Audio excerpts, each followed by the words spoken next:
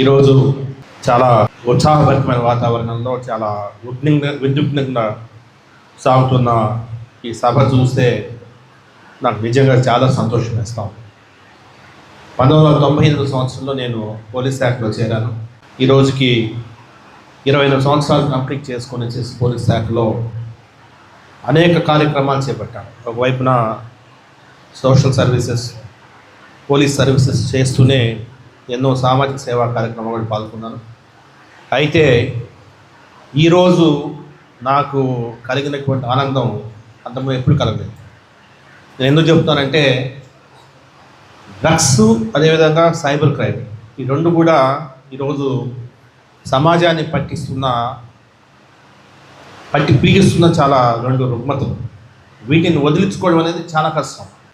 మరి 2024 సంవత్సరంలో గౌరవ ముఖ్యమంత్రి గారు వచ్చిన తర్వాత వారు డ్రగ్స్ మీద ఎటువంటి పరిస్థితుల్లో ఉక్కుపాదం మోపాలని చెప్పేసి వారు దిశానిర్దేశం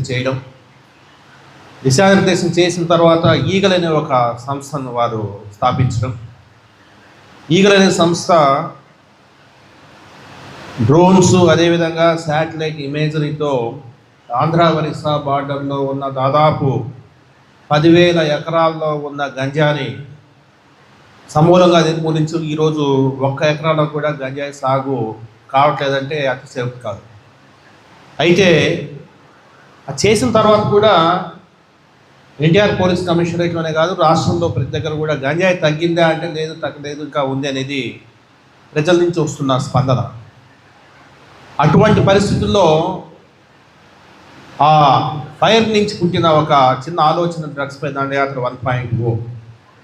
డ్రగ్స్పై దండయాత్ర 1.0లో 5 మంది మహిళా పోలీస్ అధికారులు 510 కిలోమీటర్లు సైకిల్ యాత్ర చేసి ప్రజల్లో ఒక చైతన్యాన్ని తీసుకురావడం జరిగింది. ఆ కార్యక్రమం ఫస్ట్ ప్రోగ్రాం నేను ఇక్కడ ఏఎస్ నగర్లో వేరే స్కూల్, ఆ స్కూల్ పేరు నాకు గుర్తులేదు, ఆ స్కూల్లో నేను వెళ్ళిన తర్వాత మామూలుగా మాట్లాడుతున్నాను. ఎందుకంటే మేమందరం ఎలా ఉన్నామంటే 1 ఇయర్లో చాలా చేశాము, డ్రగ్స్ చాలా వరకు తగ్గిపోయింది. ఎందుకంటే ఆంధ్ర ఒరిస్సా బార్డర్లో సమూలంగా నిర్మూలించాము. డ్రగ్స్ అక్కడి నుంచి వచ్చే ట్రాన్స్పోర్టేషన్ మీద ఉక్కుపాదం మోపాము. ఇక్కడ వినియోగం తగ్గింది అని మేము ఫీల్ అయ్యేవాళ్ళం. అయినా కూడా ఏదో లాస్ట్లో కాస్త ఉంది, దాన్ని నిర్మూలిస్తామనే ఉద్దేశంతో డ్రగ్స్పై ఏఎస్ నగర్లో మాట్లాడుతూ మీటింగ్ అయిపోయినాక వచ్చారు, స్టేజ్ మీదకి వచ్చి నేను ఊరికి అడిగాను, ఏమిటి ఎట్లా డ్రగ్స్ ఎలా ఉంది పరిస్థితి అంటే, లేదు సార్ తగ్గింది కానీ బట్ ఇంకా చాలా ఉంది సార్, చాలా దీని మీద ఫోకస్ పెట్టాల్సిన అవసరం ఉంది అని వారు చెప్పడం జరిగింది. తర్వాత సరే దీనికి ఒకటే మార్గం ఏంటంటే విస్తృతమైన అవగాహన చేసిన తర్వాత ప్రజల్లో ఒక ఉత్సాహం తీసుకురావాలా, ప్రజల్లో ఒక ఆలోచన రేకెత్తించాలా, ప్రజల నుంచి ఒక స్పందన రావాలా, ప్రజల నుంచి ఒక ఇన్ఫర్మేషన్ రావాలా, ఏదో జరిగిపోతుంది, పోలీసు వాళ్ళు చాలా సీరియస్గా ఉన్నారన్న ఒక మెసేజ్ సమాజంలో వెళ్ళాలనే ఉద్దేశంతో దాన్ని చాలా భారీ ఎత్తున ప్రోగ్రాం నిర్వహించాం. రాష్ట్రంలో ఎక్కడా లేని విధంగా ఎన్టీఆర్ పోలీస్ కమిషనరేట్లో ఒక ఉత్సాహభరితమైన వాతావరణంలో దాదాపు 35 రోజుల పాటు డ్రగ్స్పై దండయాత్ర 1.0 అనే కార్యక్రమాన్ని నిర్వహించడం జరిగింది. అపూర్వమైన స్పందన. ఆ రోజు నేను ప్రతి సందర్భంలో చెప్పేవాడిని, ఈ డ్రగ్స్పై దండయాత్ర ఇది ప్రజల ఆకాంక్షల నుంచి పుట్టిన ఒక మహాయజ్ఞం లాంటిది. దీన్ని ప్రజల్లో ఇంత స్పందన వస్తుందంటే ప్రజల ఆకాంక్షలకు ఇది ప్రతిరూపం అని ప్రతి మీటింగ్లో చెప్పేవాడు. ఈగల్ ఐజీ గారు చాలా మీటింగ్స్లో వచ్చారు. సో దీని మీద చాలా మేధోమథనం చేసి, ఎందుకంటే పోలీసులో ఒక సమస్యని ఎదుర్కొనాలంటే ఒక స్ట్రాటజీ ఫ్రేమ్ చేసుకొని ముందుకు వెళ్ళాలి. డ్రగ్స్ని సమూలంగా నిర్మూలించే స్ట్రాటజీ ఇంతవరకు లేదు. డ్రగ్సేగా ఈరోజు గేమింగ్ ఉంది, ప్యాకాట్ సమూలంగా నిర్మూలించగలమా? ఏం చేసినా కూడా ఖచ్చితంగా దాని ట్రేసెస్ ఉంటాయి. ప్రాస్టిట్యూషను ఏమన్నా అంత మొత్తం కంటిన్యూగా మొత్తం టోటల్ సమూలంగా నిర్మూలించగలమా? లేదు. క్రైమ్ అనేది సమూలంగా సమాజంలో క్రైమ్ని టోటల్ జీరో చేయడం అనేది, జీరో చేస్తే అసలు మనందరం కూడా యోగుల మాదిరి అన్నమాట.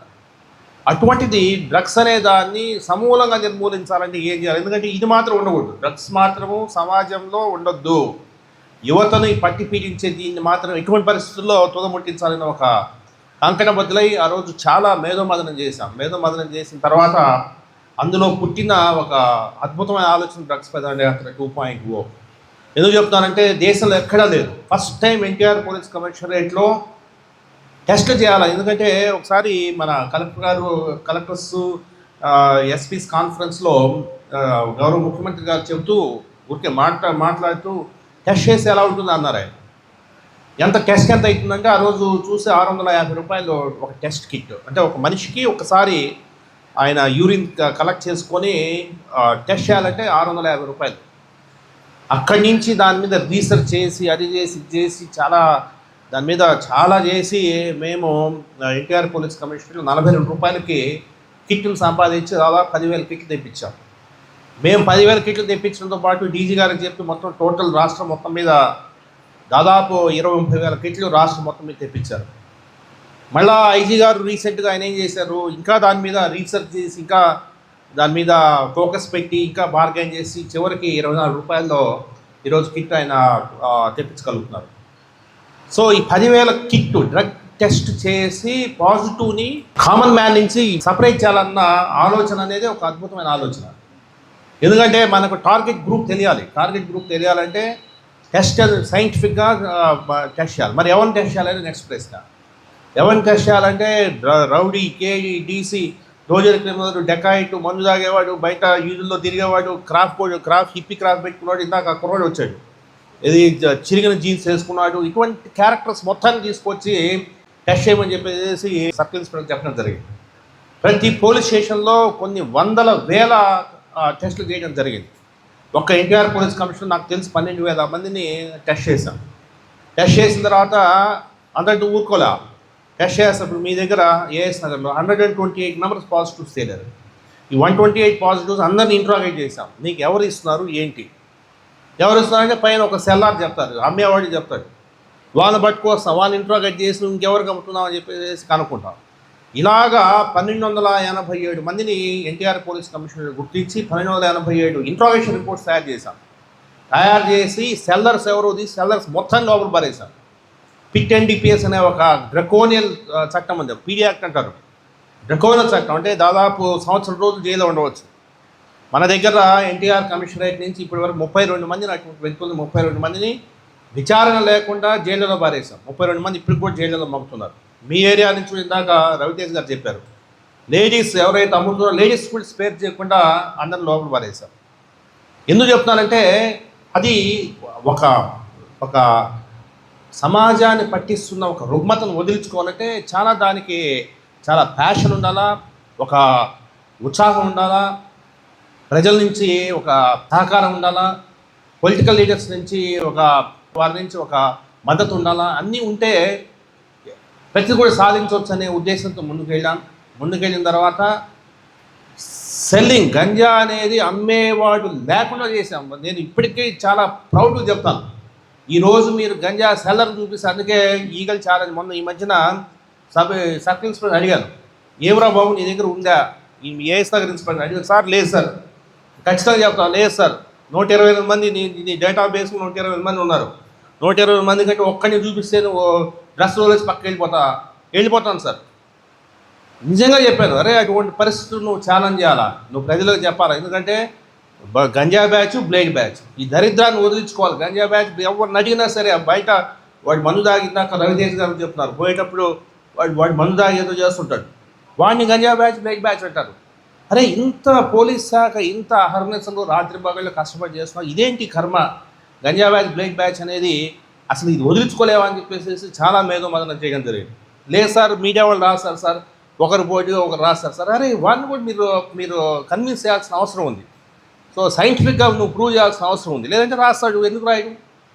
సో ఖచ్చితంగా అది రాత ఆపాలంటే గంజా బ్యాచ్, బ్లేడ్ బ్యాచ్. మొన్న ఒక మీటింగ్ పెడితే డిఓ గారు ఎవరో, సార్ మా దగ్గర కూడా ఆ రోడ్లో పోతా ఉంటే sir ganja batch, blade batch, ఆ దరిద్రం 2001 నుంచి ఆ గంజా బ్యాచ్, బ్లేడ్ బ్యాచ్ అనే దరిద్రం అది అట్లనే పట్టి పీడిస్తూ ఉంది. దాని నుంచి మనందరం బయటకు రావాల్సిన అవసరం ఉంది. ఖచ్చితంగా నేను ఈరోజు చెప్తాను, దేశంలో ఏ నగరమైనా తీసుకోండి, విజయవాడ నగరంలో గంజా మీద ఉక్కుపాదం మోపున్నాము. ఇందులో వేరే ప్రసక్తి లేదు. అందుకే ఈరోజు ఈగల్ ఛాలెంజ్ అని వదులుతున్నాం. దీని వెనకాల చాలా కృషి ఉంది. ఈగల్ ఛాలెంజ్ వెనకాల సర్కిల్ ఇన్స్పెక్టర్ స్వేదం ఉంది, వారి రక్తం ఉంది, వారి కృషి ఉంది, శ్రమ ఉంది. ఎందుకు చెప్తానంటే ఇందాక ఆయన 120 మంది ఉన్నారని చెప్పారు. 120 మందిని రోజు పిలిపించడం, టెస్ట్ చేయడము, వాడు నెగిటివా పాజిటివా మళ్ళా చూడడము. సో దాదాపు ఈ 120 మందికి దాదాపు 1000 మంది మీద టెస్టులు జరుపుకుంటాడు. మళ్ళీ రీటెస్ట్ వాడు పాజిటివ్ నుంచి నెగిటివ్ వచ్చేంత వరకు వాటితో కౌన్సిలింగ్, కంటిన్యూస్ కౌన్సిలింగ్.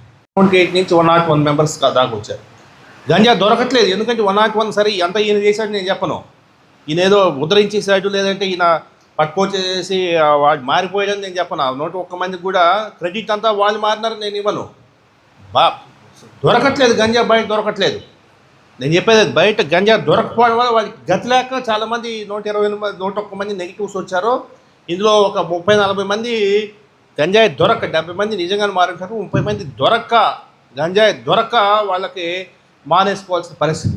ఎందుకంటే ఉక్కుపాదం అవుతున్నాం. అందుకే ఈరోజు ఈగల్ ఛాలెంజ్ని వదులుతున్నాము. ఈగల్ ఛాలెంజ్లో ఒకటి చెప్పా, ఇంకా నీ 120 మంది ఉన్నారు ఏఎస్ నగర్ ఇన్స్పెక్టర్ దగ్గర.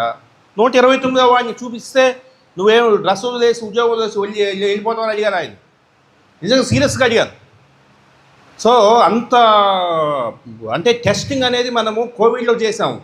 కోవిడ్లో చైన్ లింక్లో అందరం టెస్ట్ చేస్తూ పోతుండేవాళ్ళం. అదేవిధంగా అదే ప్యాటర్న్లో మొత్తం టెస్ట్ చేస్తున్నాం. సో టెస్ట్ చేసే క్రమంలో ఈరోజు 120 మంది వెళ్ళారు. 129 వాడిని చూపింది.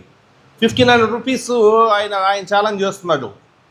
సర్కిల్ ఇన్స్పెక్టర్ ఛాలెంజ్ చేస్తున్నాడు. 129 వాడిని చూపిస్తే 1500 రూపీస్ నేను ఇస్తానని చెప్తున్నాడు. అదేవిధంగా ఒక సెల్లర్ చూపిస్తే 5000 ఇస్తాడు. అది కూడా చెప్పాను ఆయనకి, ఈ 1500 నీ శాలరీ నుంచి ఇవ్వాలని చెప్పాను. నిజంగా సీరియస్ చెప్తున్నాను. నా శాలరీ ఇస్తాను సార్ అని చెప్పి ఆయన ఛాలెంజ్ వదిలినాడు. సో ఎందుకు చెప్తానంటే ఈ రోజు నుంచి గంజాయి బ్యాచ్, బ్లేడ్ బ్యాచ్ అన్నది దయచేసి వదలండి. నిజంగా ఉంటే ఛాలెంజ్, పోలీస్ వైపు నుంచి ఛాలెంజ్ మీరు తీసుకొని చూపిస్తే విల్ బి హ్యాపీ. ఎందుకంటే మనము టెస్ట్ చేసి వాడిని సపరేట్ చేసే తప్ప ఈరోజు మనము వాడిని సంస్కరించలేము. అదే ఉద్దేశంతో ఈరోజు ఇంత వినూత్నమైన కార్యక్రమాన్ని తీసుకున్నాము. ఈరోజు 1287 మందిలో దాదాపు 1000 మంది నెగిటివ్స్ అయిపోయారు. చాలా సంతోషం. ఎందుకంటే లైఫ్లో ఇంతకంటే మనం ఎన్నో ఉద్యోగాలు చేస్తుంటాం, ఎంతో సేవ చేస్తుంటాం, కానీ ఈ పాజిటివ్ నుంచి నెగిటివ్కి టర్న్ చేయడం అనేది ఇది ఒక చరిత్ర.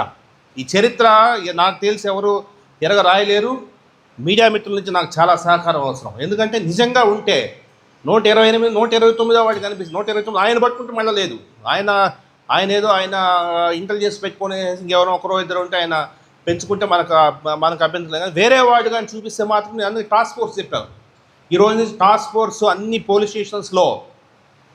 స్టేషన్స్లో మీరు కొత్తగా ఇంకొక పాజిటివ్స్ని తీసే బాధ్యత మీదని చెప్పేసి టాస్క్ ఫోర్స్ చెప్పాను. టాస్క్ ఫోర్స్ కానీ చూపిస్తే ఈయన టాస్క్ ఫోర్స్ ఎవరి నుంచి అయితే ఇన్ఫర్మేషన్ తీసుకుని ఆయనకి డబ్బులు కట్టాల్సింది. So that is the challenge we are throwing. ఇది ప్రజలు అర్థం చేసుకోవాలా, బయట విస్తృతంగా అవగాహనతో ముందుకు వెళ్ళాలా, ఇది ఒక దావాలనంగా వ్యాపించాలా. ఎటువంటి పరిస్థితుల్లో డ్రగ్స్ని మన ఇంటికి ముందరకు రానివ్వద్దు. ఉన్నవాళ్ళని సంస్కరించుకోవాల్సిన అవసరం ఉంది. 128 మెంబర్స్లో 101 మెంబర్స్ మారారు. మిగతా 27 మంది కూడా అడుగుతున్నాం, నీకు ఎక్కడైనా కానీ ఎందుకు నువ్వు ఇంకా పాజిటివ్ ఉన్నావు అని అడుగుతున్నాం. అడిగితే లేదు సార్, నేను 6 మంత్స్ వరకు ఉంటుంది అది. సో 3 మంత్స్ అయింది సార్, నేను కొద్ది రోజులు అయిపోతే నేను కూడా నెగిటివ్ అయిపోతాను సార్ అని వాళ్ళు కాన్ఫిడెంట్గా చెప్తారు. చూస్తాం. లేదంటే ఏమన్నా బయటకు పోయి తాగుతున్నాడా, కొందరు లారీ డ్రైవర్లు అట్లా బయటకు పోయి తాగి వచ్చేవాడు బయట అక్కడ తాగొస్తే వాడికి పాజిటివ్ వస్తుంది. అయినా అనునిత్యం నిఘా ఉంచాము. సో నేను ఈరోజు కార్పొరేటర్స్ అందరిని కూడా ఇన్వాల్వ్ చేయమని చెప్పాను సిఏ గారికి. ఎందుకంటే వీళ్ళకి తెలియాలి ప్రజలు, ఎందుకంటే ఇంత కష్టం పడి మనము అన్ని శాఖలు రాత్రనక పగలనక కష్టం చేస్తామంటే మళ్ళీ గంజా బ్యాచ్, బ్లేడ్ బ్యాచ్ మాకు చాలా అసౌకర్యంగా ఉంది. సో దాన్ని అర్థం చేసుకునేసి ఈరోజు మీరందరూ కూడా ఈ మహాయజ్ఞంలో, ఈ మహాక్రతువులో మీరందరూ కూడా భాగస్వాములై ఈరోజు ఏఎస్ నగర్ ఇన్స్పెక్టర్ దగ్గర ఉన్న డేటాబేస్లో 120 కాకుండా ఇంకా మీరు చూపిస్తారని చెప్పేసి నేను ఆశిస్తూ, అట్లా ఏదైనా ఉంటే ఖచ్చితంగా ఆయన ఛాలెంజ్ విసురుతున్నాడు. ఆ ఛాలెంజ్ని మీరందరూ స్వీకరించి ఈరోజు నుంచి పాజిటివ్స్ గురించి వెతకాల్సిన అవసరం ఉంది. వెతికి ఈరోజు మనము టోటల్ టోటల్ టెస్ట్ చేస్తాము, వీళ్ళందరినీ సపరేట్ చేస్తాము, వీళ్ళని సంస్కరించుకుందాం.